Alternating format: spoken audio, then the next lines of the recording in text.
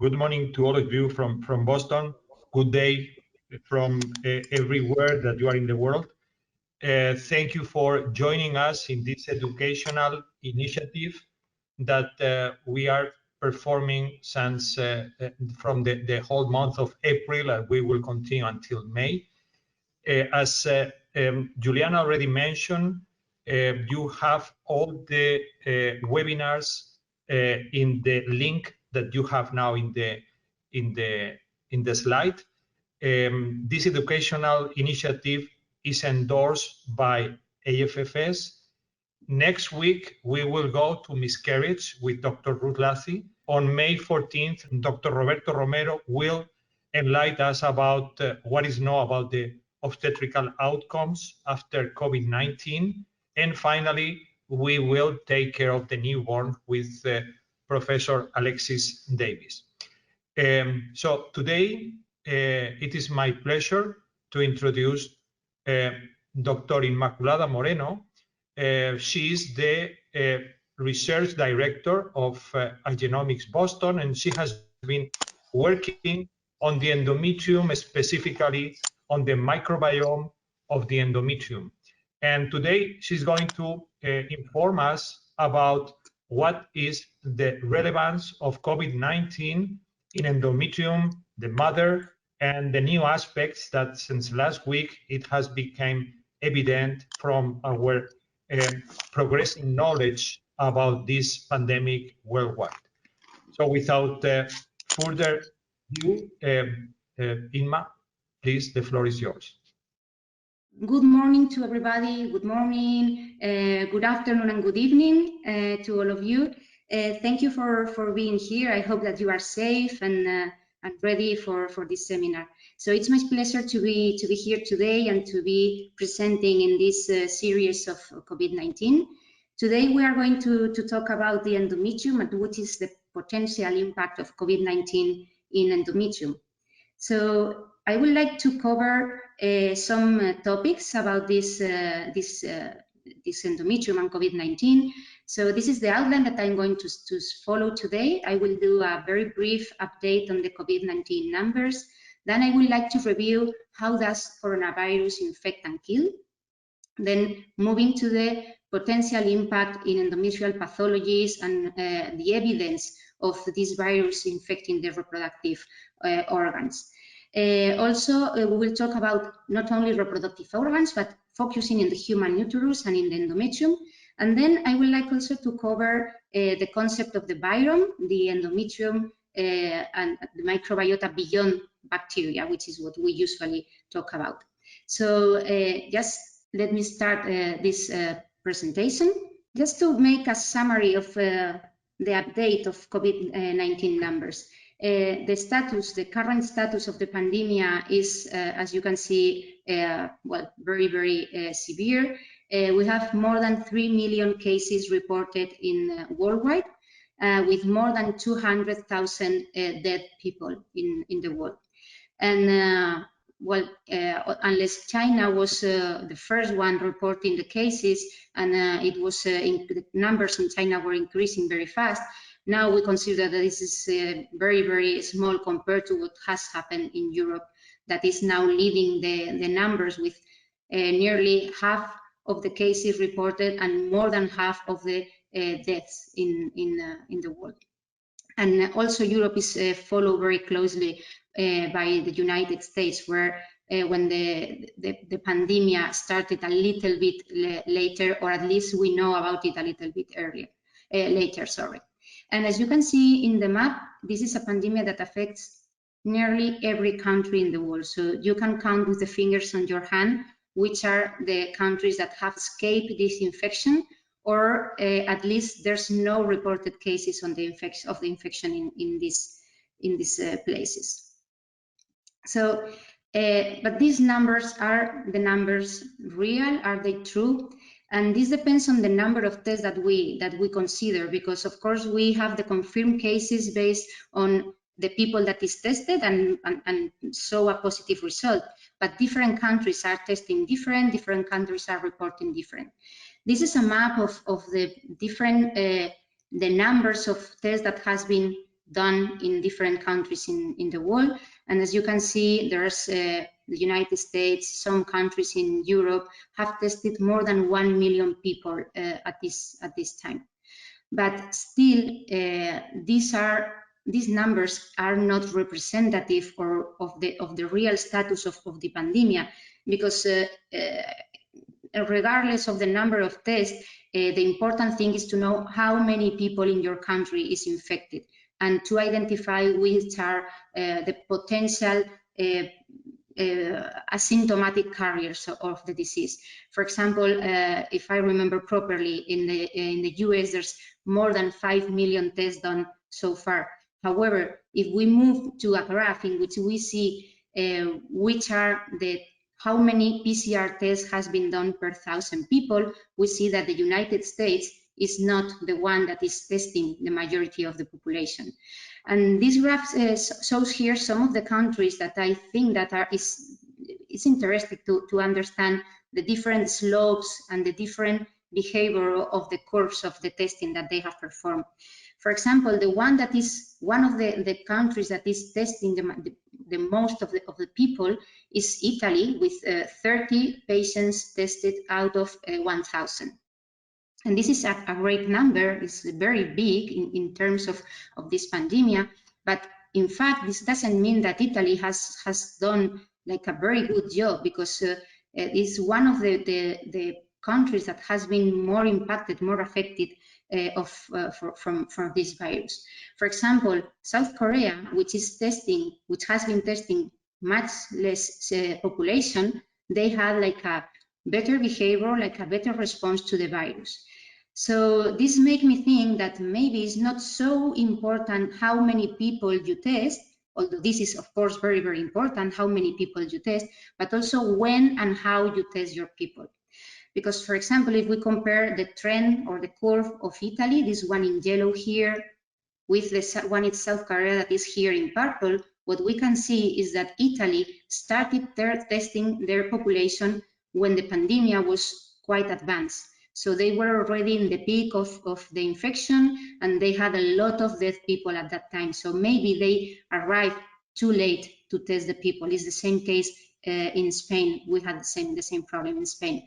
However, for example, South Korea, they started testing the people earlier, and I think that this may help them to prevent the spread of to identify these potential people that is infecting the others, and to prevent the spread of the virus. But I think that when we will finish this crisis, it should be very interesting to go back to these curves and analyze which are the different behaviors and the different responses of the different countries based on the tests that they have done.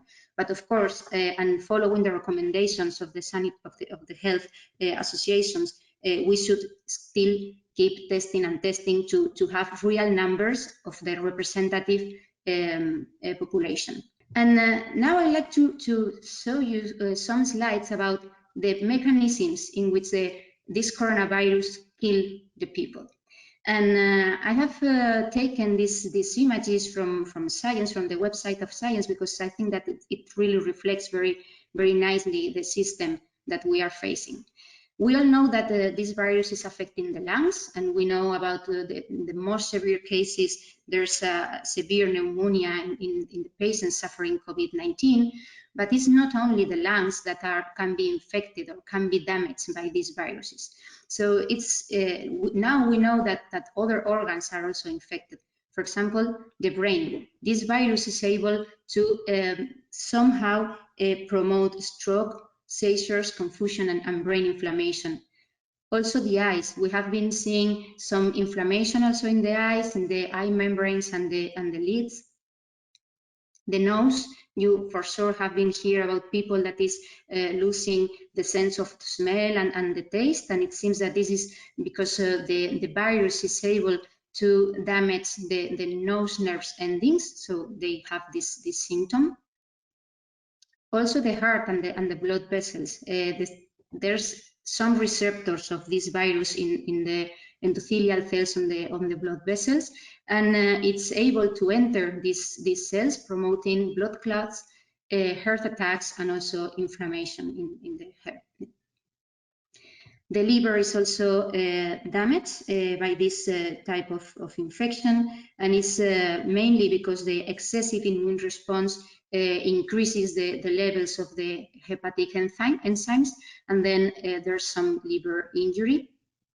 Also the kidneys. We have heard about lots of cases in which the cause of the day was kidney failure. And finally, the gut. We know also that the virus is able to directly infect the gut. And of course, we know that one of the symptoms that has been reported for COVID-19 also is diarrhea.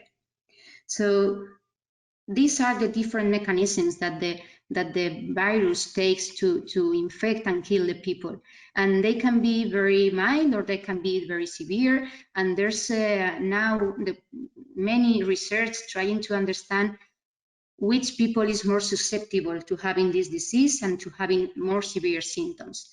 But between these risk factors, of course, there is the age that we all know that older people are in a higher risk situation. However, there's also some papers that were published from studies in China that these are 3 examples. 2 of them were published in Lancet, the other one in New England Journal of Medicine, and they report that there is also some differences in the infection of this SARS-CoV-2 with sex.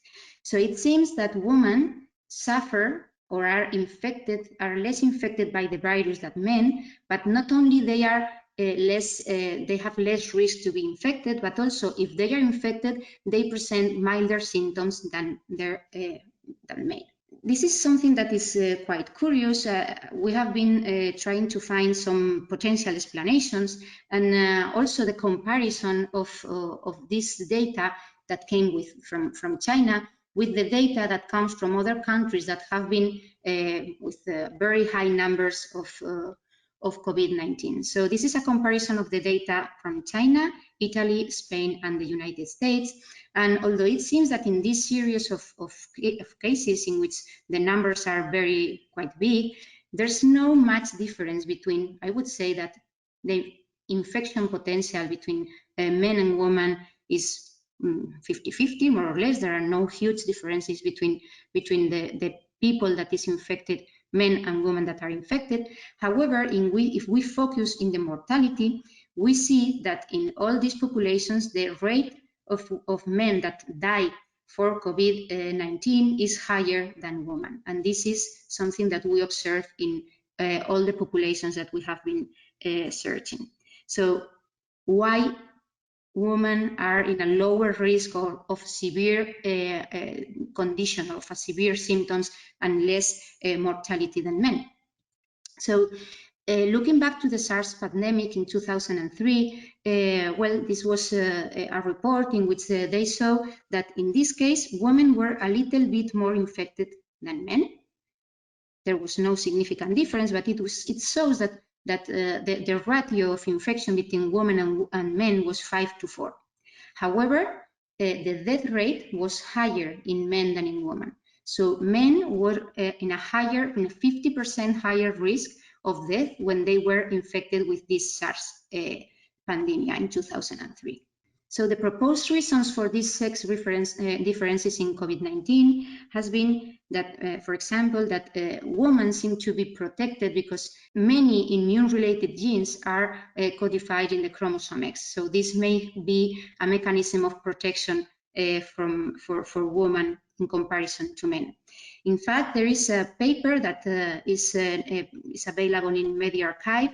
This is not peer-reviewed yet, but I think that it's important to show this data. This is a study of a group in which they compare the male and female with several different severity status of the disease.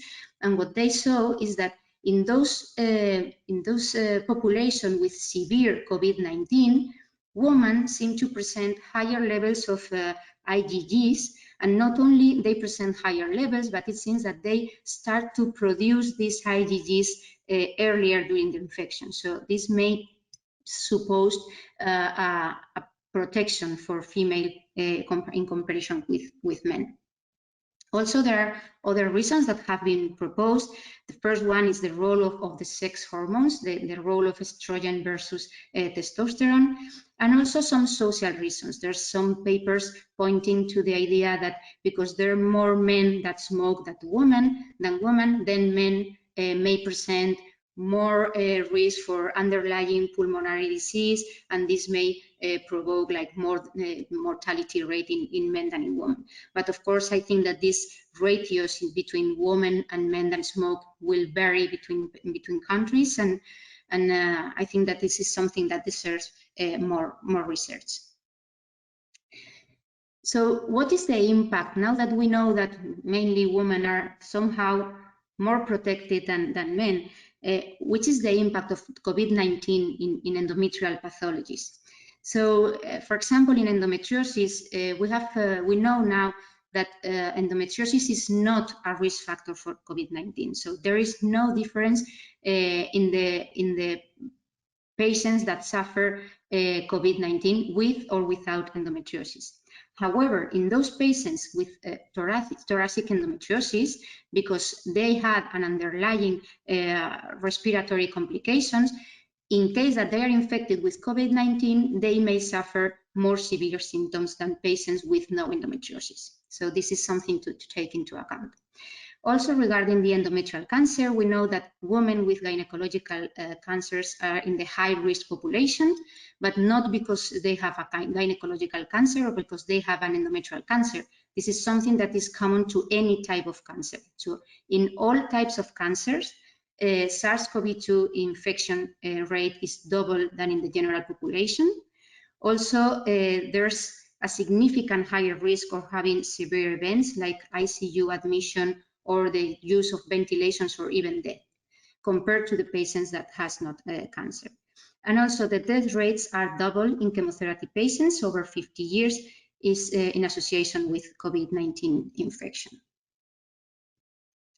But is there any evidence of SARS-CoV-2 infecting the reproductive organs? So again, going back to SARS pandemic, because it's the one that is more similar to what we are facing now, there are a couple of studies in which they address this question. The first one is this paper that was published in 2004. And these researchers, they were looking for the presence of SARS-CoV in this is SARS pandemic, this is not COVID-19, and they found these particles, these viral particles or viral nucleic acids in many of the organs of people that has died of this SARS. However, they were unable to find the virus in testes, ovary, and uterus.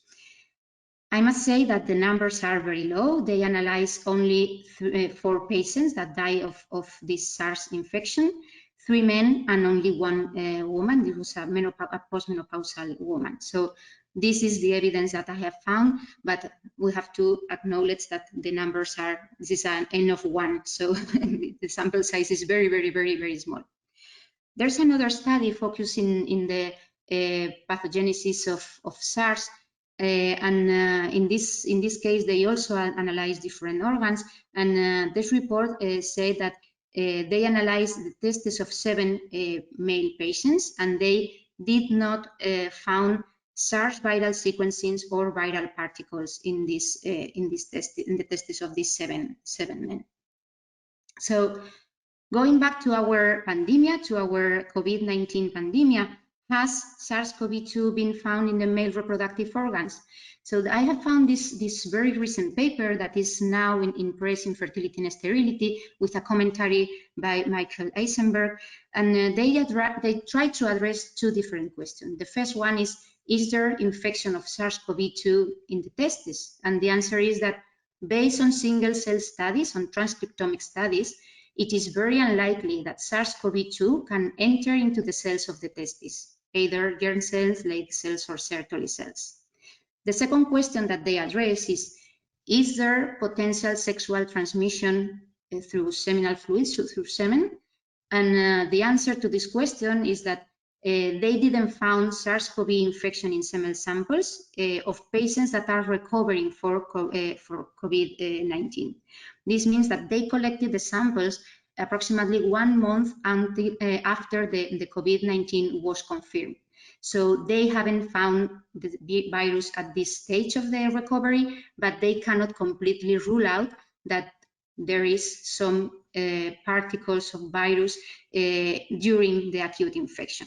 So it seems that it's very unlikely, but they cannot completely rule out that during the infection there's any particle of SARS-CoV. Apart from this study, there's another one that from another group, and in this other study, they analyzed semen samples of 12 patients that has suffered and are recovering from COVID-19, and also the testicular biopsy of one patient that died from COVID-19. And they made a PCR for SARS-CoV-2, and they found that all the samples were negative for the PCR. And they report negative all the semen samples, regardless the infection was already gone, or even in those patients in which the nasopharyngeal swab was still positive, but there was no trace of this RNA of the virus in the semen. And the same for the testicular biopsy of this patient that died for COVID-19. And even if he died being positive for COVID-19, there was no there was a negative test for this virus in the testicular biopsy in the autopsy. And what about female? So sorry, I have been completely unable to find anything in the literature about the infection of SARS-CoV in reproductive organs. So, okay, we don't have any evidence, but is it possible that SARS-CoV may infect the reproductive organs and concretely the human uterus? And why the human uterus? And why specifically the endometrium? First of all, because the potential vertical transmission, we think that is very important to be sure whether this virus is able to be transmitted from the mother to the fetus. And the first results that came from China, they say that there was no report, that there was no evidence of the virus in neonates from mothers having COVID-19. However, like approximately 3 or 4 weeks ago, there was this paper published in JAMA Pediatrics in which they report 33 newborns with mothers with COVID-19. And from these 33, 3 of them were positive for SARS-CoV-2. Well, all of them, all the 3 babies, these are the data of the babies that were born with positive for COVID-19, and all of them suffer pneumonia. Fortunately, all of them recover from their symptoms, and there was no neonatal death in these cases. There was one of the newborns, of the neonates, that presented some other symptoms apart from the pneumonia, but also this is, I think that this may be also more prone to have these symptoms because there was a baby that was delivered at 31 weeks of pregnancy. So mainly because he was preterm, there was more symptoms in this baby. But fortunately, all of them recover very soon from this pneumonia, and they were perfectly. So how many women are at a risk if this vertical transmission exists? How many women are at a risk of infecting their fetus with this SARS-CoV-2? So I have seen this figure that represents the status of 215 obstetrical patients in a hospital in New York, and in this hospital they have tested all these patients, obstetrical patients attending to the hospital. What they found is that in those patients that were symptomatic for COVID-19, that were 2%, all of them were positive. So 2% of the women that attended the hospital were positive for COVID-19. Then they found that approximately 85% of the women were negative for SARS-CoV-2. But interestingly, they found that approximately 30.5% of women that did not present any symptom, they were also positive for SARS-CoV-2. So at the end, if we sum up those symptomatic and asymptomatic women, the risk will be for approximately 15% of the pregnant woman to transmit this virus to their fetus if vertical transmission is possible.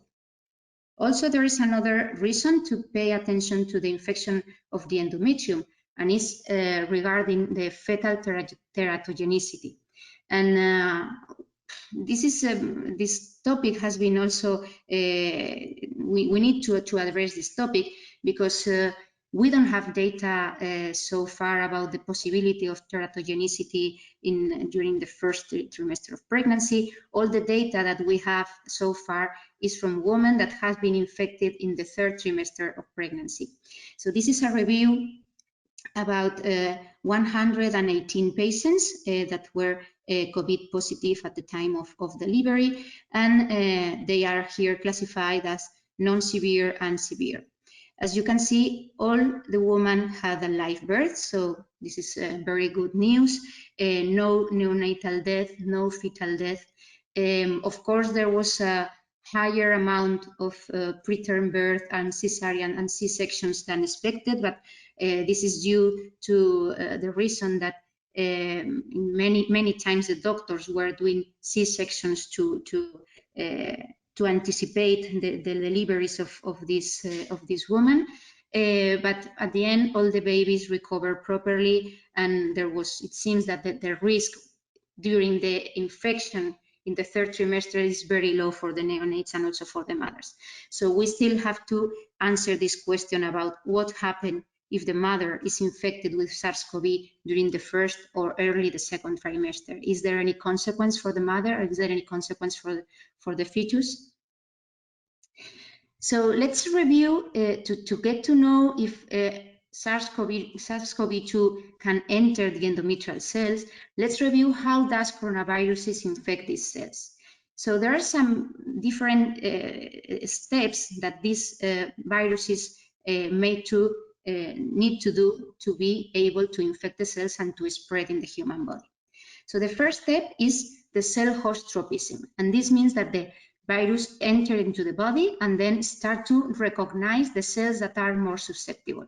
And once they found these cells, what they do is they attach to the receptor in the cell. They look for the target cell, and they attach through these proteins that are called spike proteins or S proteins that are in the outer part of the envelope of the virus. So they attach to this receptor through this S protein.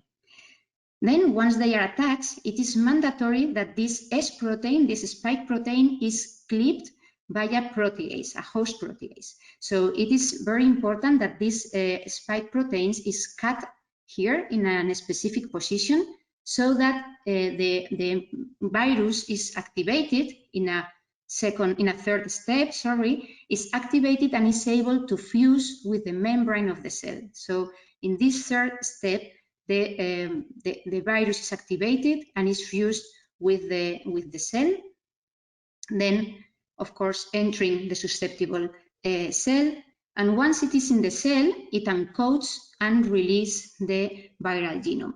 So it enters the cytoplasm of the cells and then is exposed to the cellular machinery.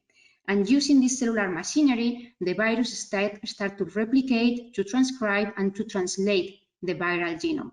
So that at the end, what they do is that they use the cellular mechanisms to replicate themselves and to construct or to product all the different elements that they need to multiply themselves. And as you know, this is something that is very, very common. It's common to all the viruses because they are not cells at all. They need the cells. They are always parasites that need other cells to replicate themselves.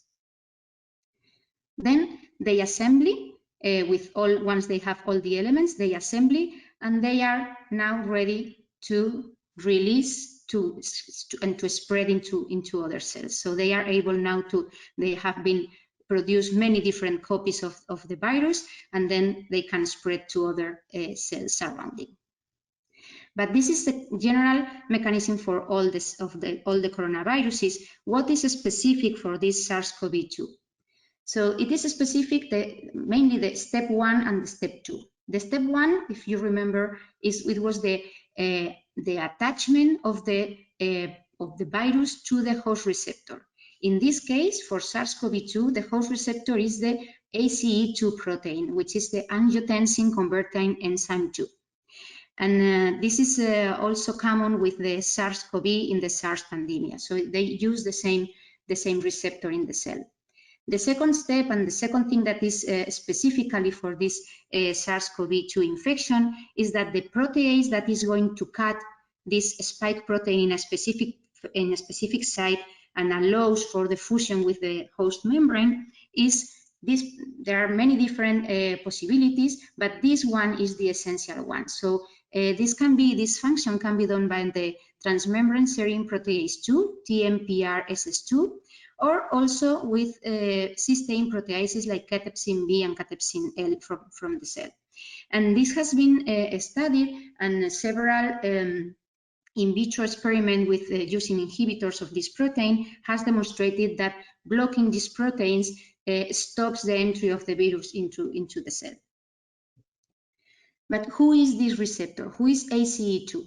So ACE2 is a protein that is is part of the renin-angiotensin system in the cell, of the RAS system.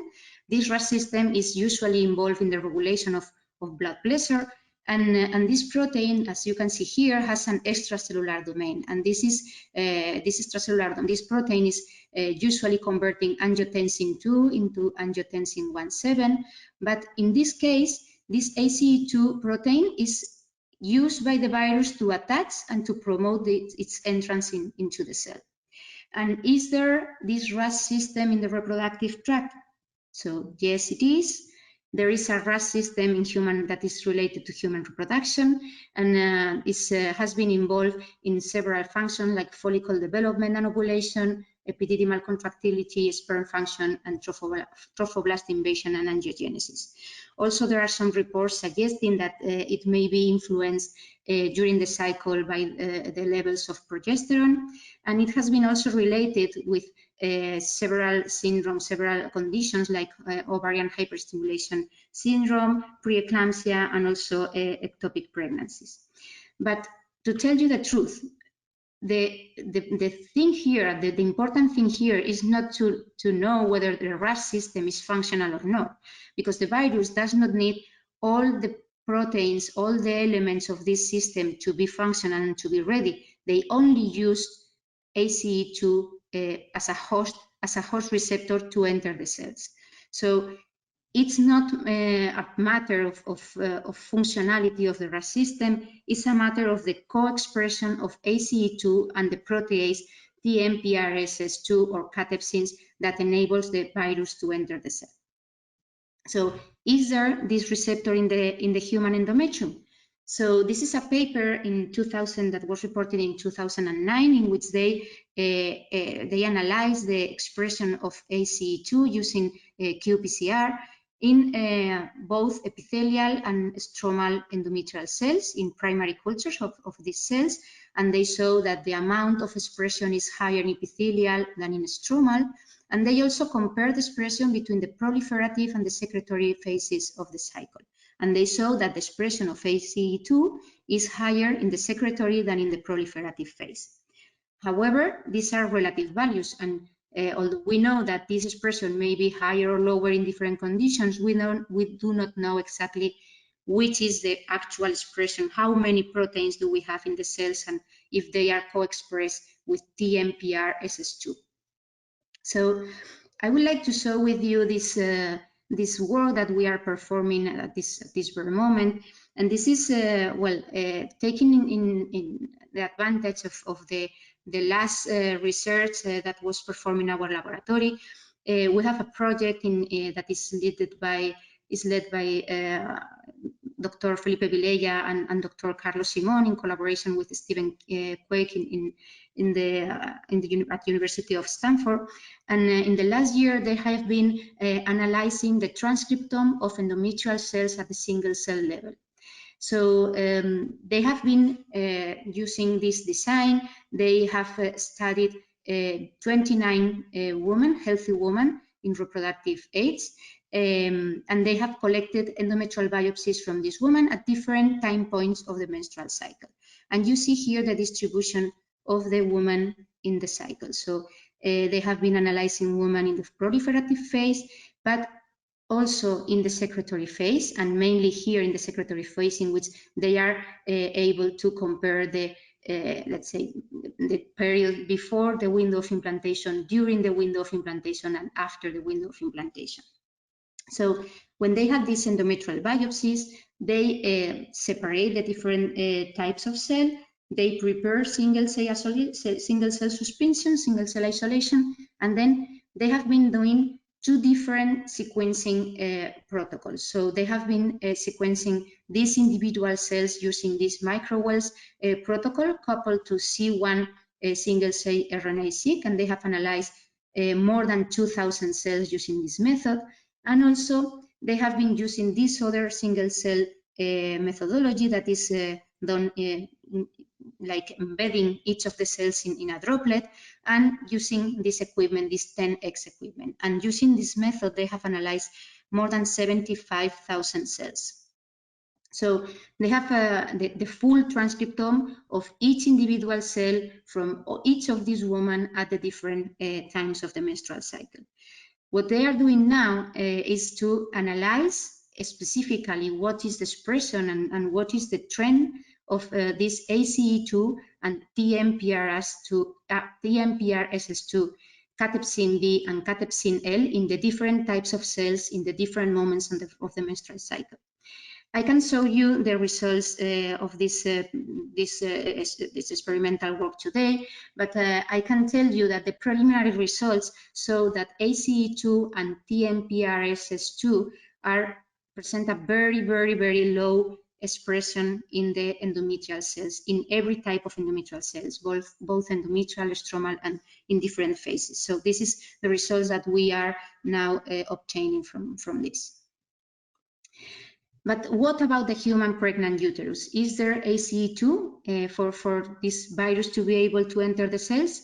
So in this paper published in Placenta in 2011, they showed that using qPCR or immunohistochemistry, they showed that there is expression of ACE2 in both in the maternal decidua and also in the fetal membranes.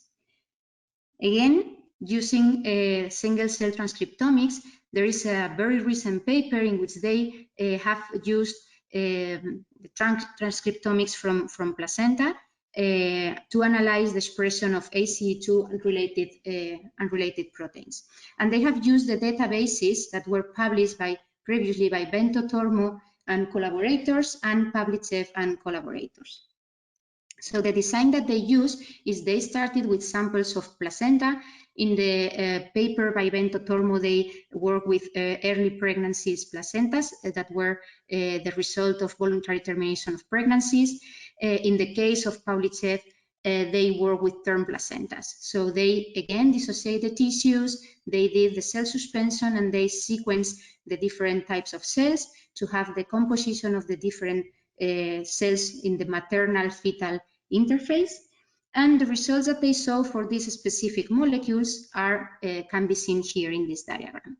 So, for example, in the case of ACE2 expression, what they saw is here in the diagram that you have in the right-hand side of the slide. The dots that are colored in green represent the expression of ACE2. So ACE2 is mainly expressed in the trophoblast. As you can see here, this corresponds to the cellular cells in the trophoblast. Also in the decidualized stroma, that can be here, seen here, and in the cells, the perivascular cells in the decidua. However, the expression of TMPRSS2 is very low, and there's very few cells, I would say that maybe 4 or 5 cells that co-express those proteins, those two molecules. Also, these results can be seen here, and this is a comparison of the cells that are expressing ACE2 and TMPRSS2. And as you can see, the cells that are expressing one protein are not expressing the other, and the other way around. However, if we move to the analysis of the trophoblast, it seems that ACE2 is expressed in the trophoblast, very low expression during the first weeks of pregnancy. However, this expression is a little bit higher at 24 weeks of pregnancy, and also it's somehow concomitant with the expression of TMPRSS2 in the extravillous trophoblast in 24 weeks pregnancy. So to summarize, this possibility of the virus to enter the cells, the endometrial cells, through ACE2 and TMPRSS2, I would say that before pregnancy, ACE2 presents negligible expression in all endometrial cell types, but during pregnancy, her early human placenta shows high expression of ACE2 in 4 cell types, which are the decidual stromal cells, perivascular cells in the decidua, and villus cytotrophoblast and syncytiotrophoblast.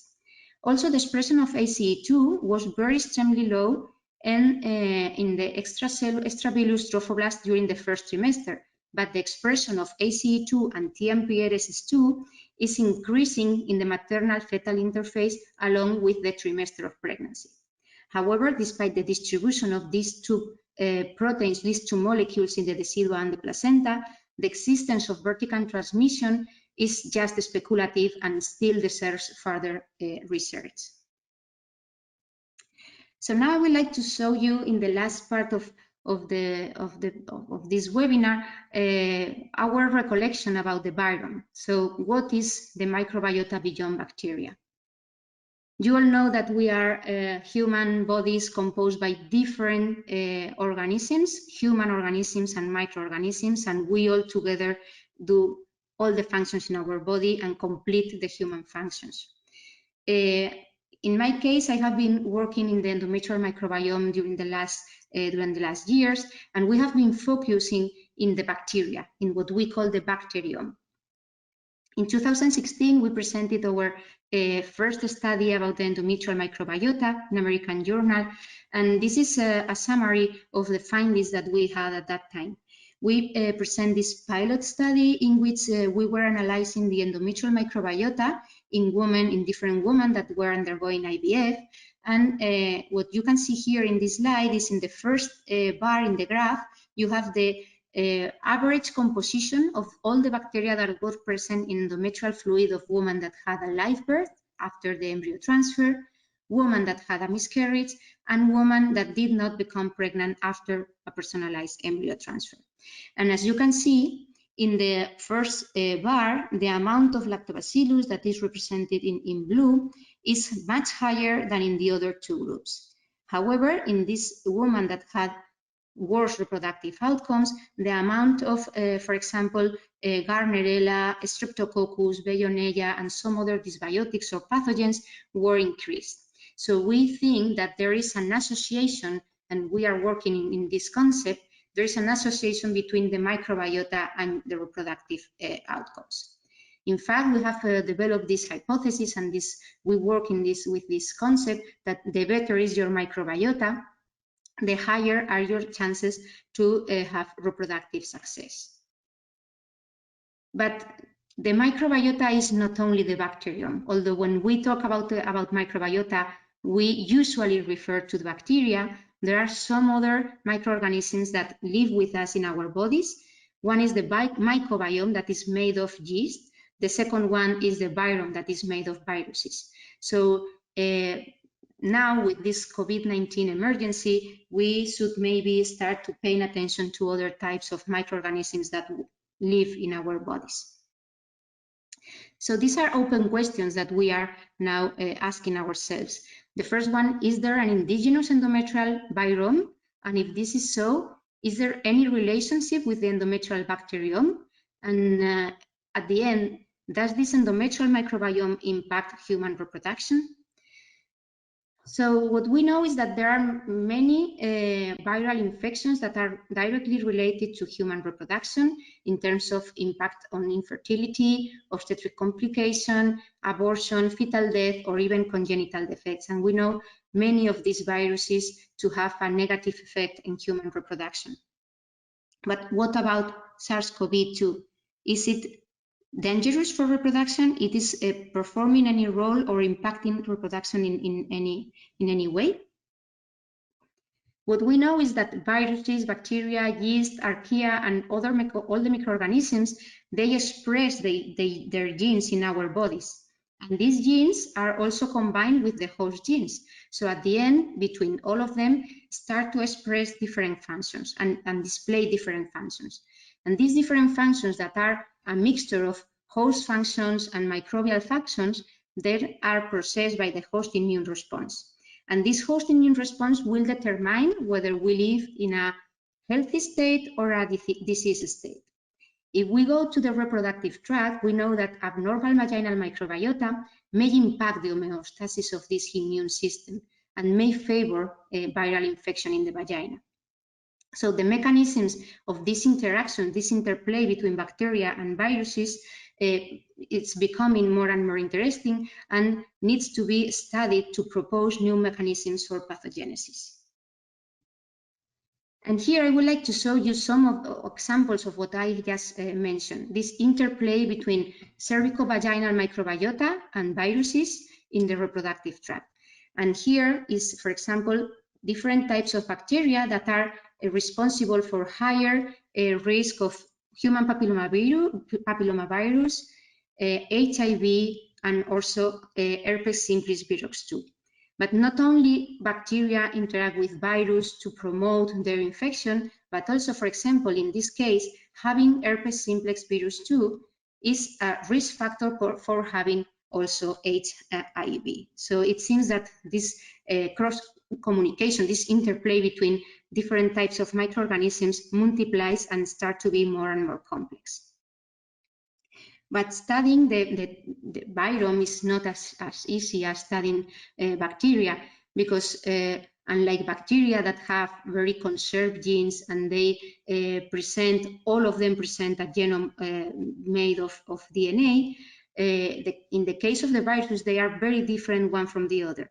And they are of different natures and they present different features. For example, SARS-CoV-2, the virus of this COVID-19 pandemic, it's a single-strand RNA virus, but there are other viruses that are DNA, and between these ones with DNA, there are single-strand or double-strand, and there's another ones with double-strand RNA, and there's another ones that retrotranscribe themselves. So the variety between the viruses is very high.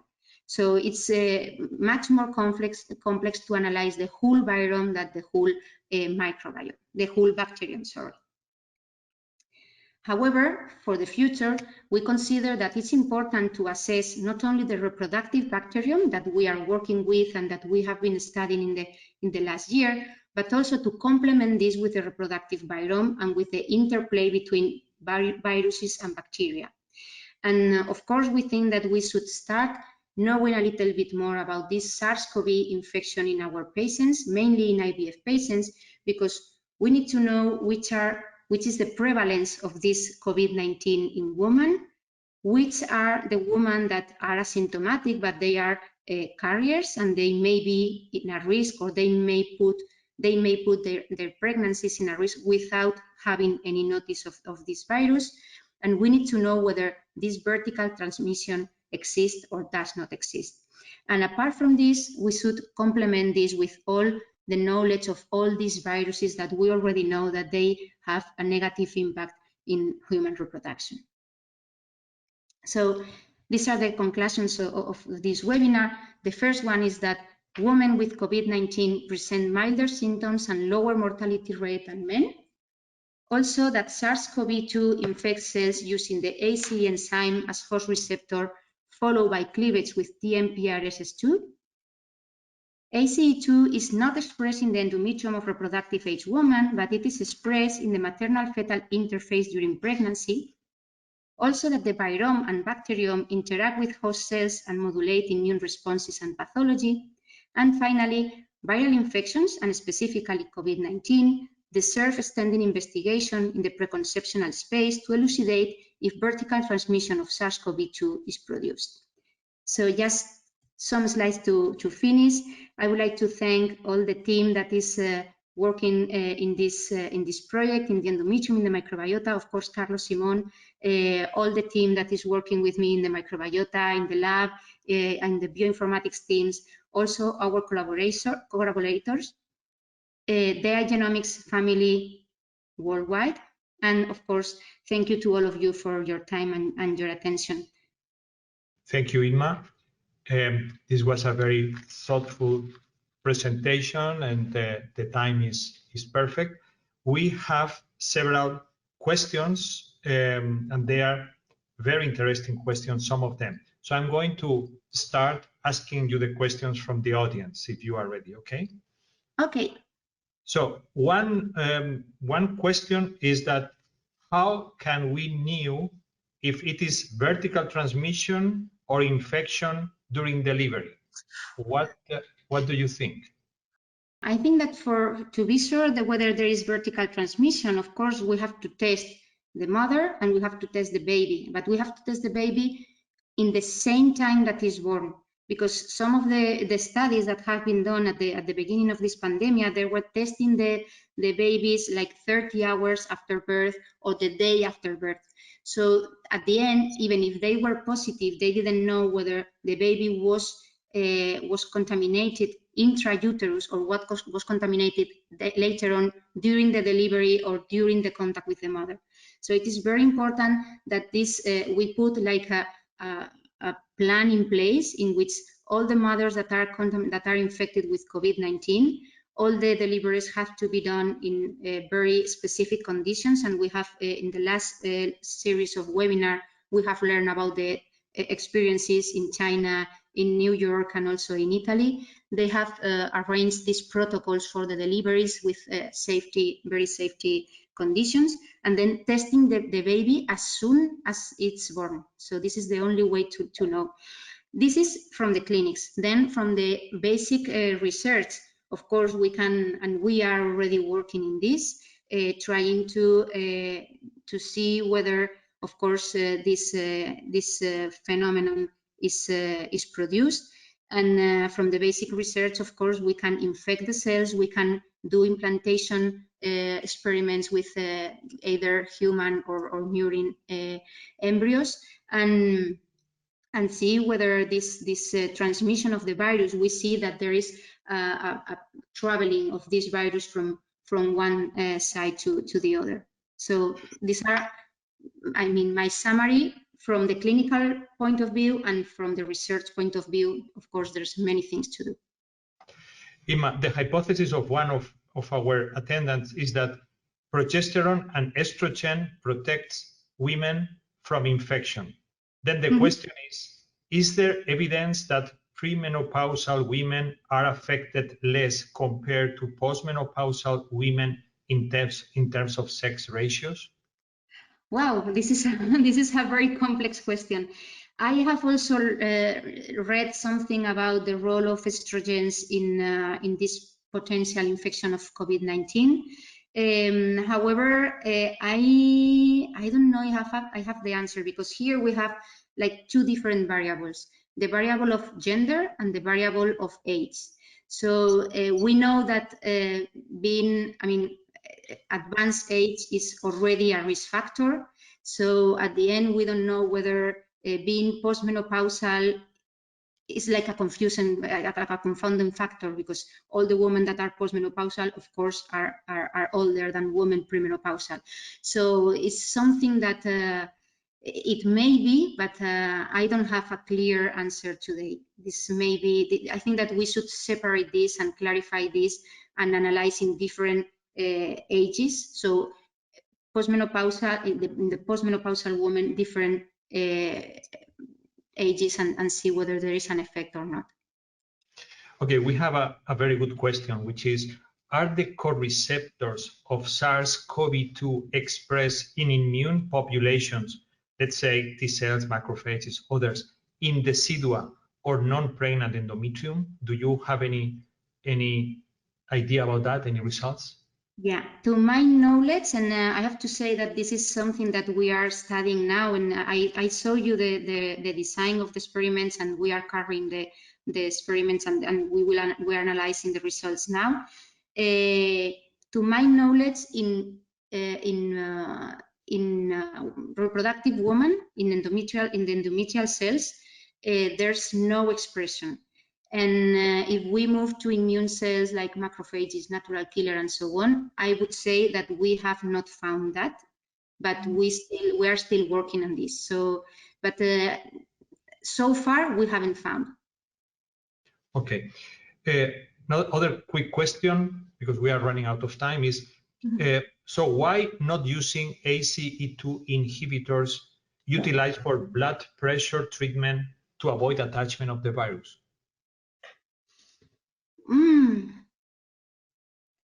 Why not? Well, there's some papers about the role of inhibitors of ACE2 in the potential of viruses, but I don't know. It can have, I don't know, more outcomes. I'm not sure. I have to say that I'm not a clinician. I'm a biochemist, and not sure about it. Okay, and the last question, because it's the time is already done, is that the microbiota, I mean, you talk about virus and how the virus may impact the microbiome, but the question is whether the microbiota can create different environments to avoid or facilitate the presence of different viruses. So it would not be interesting also to try to understand the microenvironment generated by different types of bacteria to understand more what could be the impact of the viruses. I mean, the other way around. What do you think? Absolutely, absolutely. I think that in this interplay between the bacteria and the viruses, and also if we consider yeast or other microorganisms, I don't think that this is only one way. I think that this is the result of the physiological status of the niche. And it's not only that one bacteria is going to impact one virus or one virus is going to impact one bacteria. I think that this is, we have to look at this as a whole and start understanding the these different networks and these different interactions. But of course, I think that this is very interesting. We have not, I mean, we have been focused in the bacteria because they are easy to understand and they are, I mean, the amount of bacteria that we have in our body is much bigger than the number of viruses. But I think that is the time to start learning about these interactions and to understand the impact of these different interactions in reproduction, of course. Well, thank you very much, Inma. The time is come, it's already 1 p.m. And thank you to all the attendees that today we will reach about 600. And just to remind you that next week we will continue with this educational initiative from Igenomix Foundation, and we will be talking, I mean, with Dr. Ruth Lathi about miscarriage and COVID-19. So thank you very much to you all, and have a nice day. Thank you, Inma. Thank you. Thank you. Bye-bye.